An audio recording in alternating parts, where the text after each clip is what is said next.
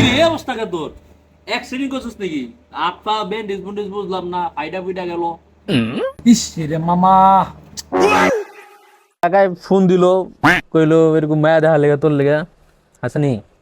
ও বয়স তো কম হইলো না, বাপ মাই চাইতাছে এরকম দেখতাছে ওইরকম। তোর কাছে আসেনি ম্যাটি আছে?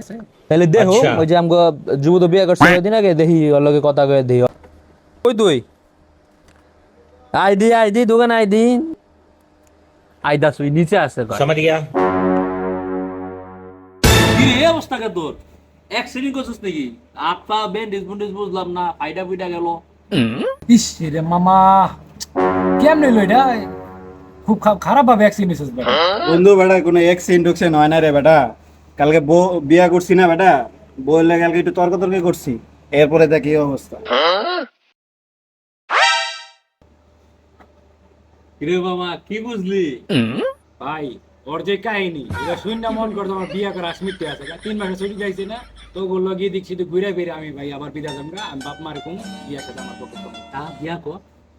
আর হইব না যা কর